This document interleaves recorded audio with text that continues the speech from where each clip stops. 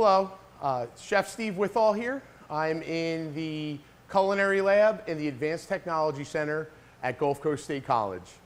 I'm going to show you today how to sear. We're going to do a little bit of searing. I have a pork tenderloin.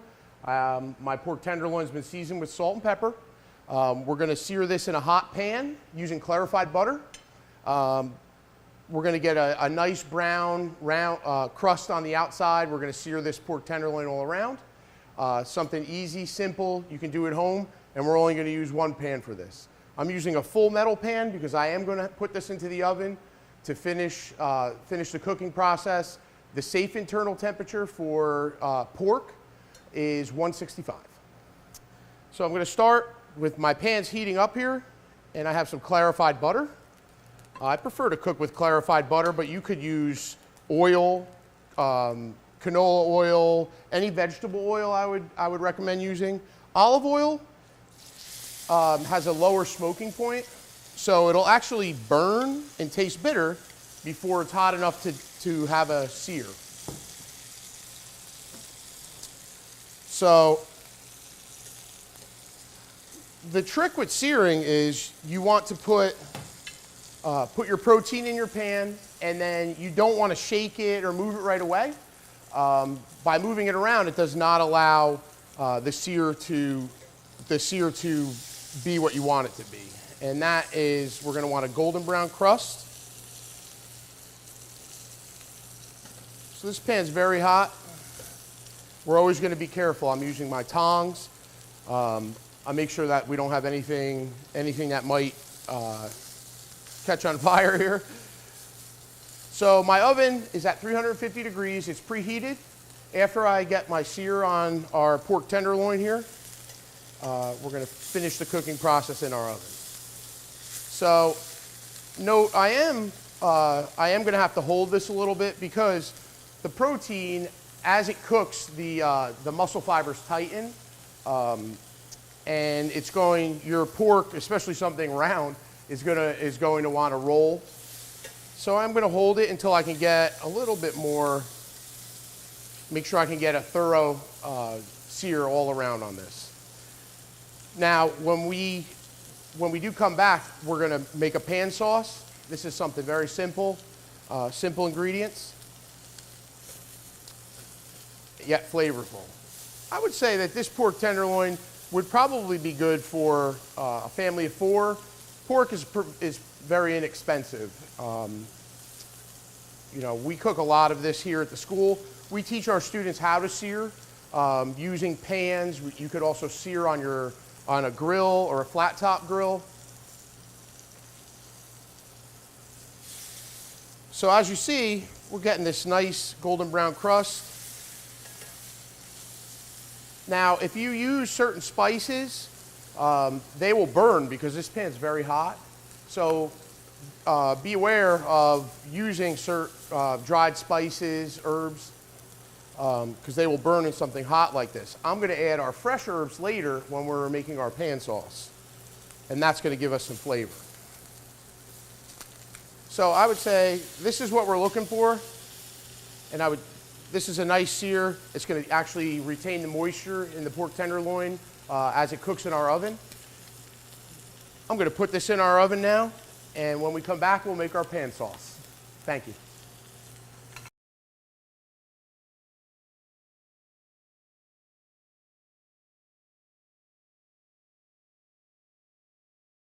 Hi, welcome back to our searing demonstration.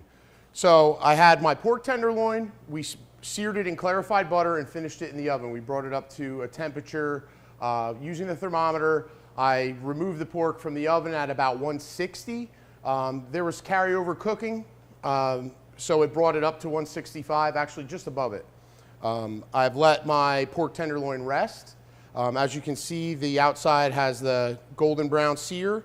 So now I have the pan that the pork was seared and cooked in the oven, and we're going to make a pan sauce.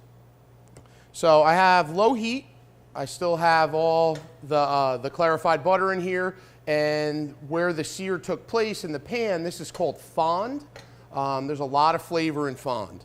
I have a wooden spoon I do not want to use a metal spoon when I'm going to make my pan sauce, because the metal will actually create metal fibers from the bottom of the pan and the spoon reacting.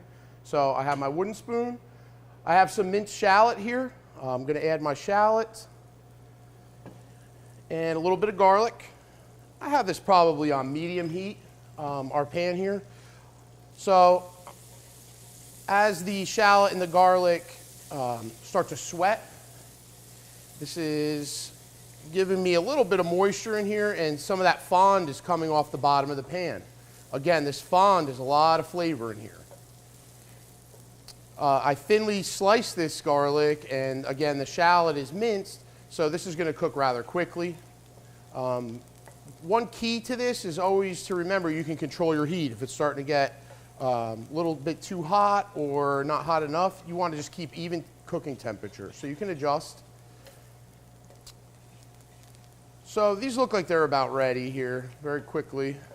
I'm going to deglaze. This is some pork stock. You can use chicken stock, of course pork stock. You can get pork bouillon at the store, or veal stock. We're going to deglaze. Now you could use wine to deglaze, a little bit of stock. This is going to reduce at this point. And by using the spoon, I'm working all the fond off the bottom of this pan. This is going to make our pan sauce very flavorful. So as this reduces, I'm just going to continue to stir. You can adjust your heat. So this is easy to do at home. And again, you know, we've used one pan for this, so for this whole meal. So I also have some fresh thyme. I'm going to add my thyme in here. Didn't want to add my herbs earlier because we were working with a hot pan for the searing. And also when we put it in the oven, I don't want my fresh herbs to burn. This is becoming very aromatic over here. This fresh thyme really adds a nice flavor characteristic to our sauce. So as this reduces, it's starting to thicken a little bit. I do have some butter cubed up here. I'm going to add my butter, turn the heat down a little bit, and this is actually called mounting, so monte au beurre. So I'm going to add a little bit of my butter, and I'm going to stir this in. And you want to bring this heat down very low at this point so it can emulsify with the sauce, the reduced stock with that fond. So as you can see, this butter, as it melts, it is emulsifying and it's creating this nice, smooth, silky sauce.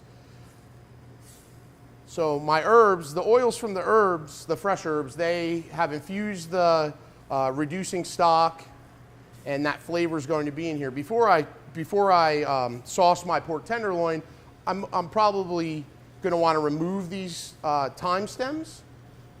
They are a little woody, and you don't want to eat a thyme stem.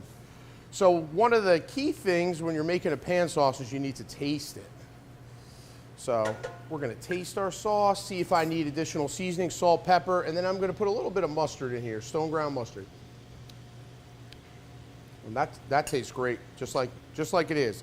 I had seasoned my pork tenderloin before I seared it, so some of the salt and pepper that was on our pork tenderloin has transferred to the pan through the fond, and this sauce doesn't really need any seasoning. We want to try to keep this simple.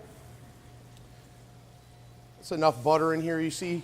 This is starting to create nappe, which is sauce consistency, and you can see that by coating the back of a spoon. This is called nappe, and that's a sauce consistency. I'm going to add just a little bit of this mustard to here.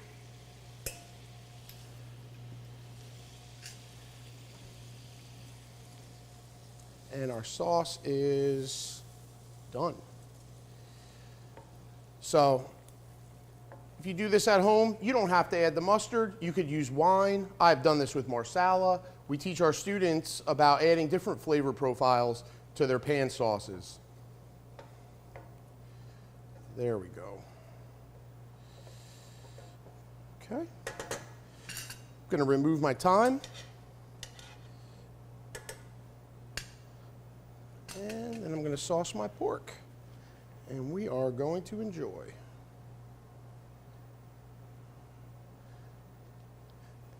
An easy meal for you to do at home. And we're going to enjoy this. Thank you for watching.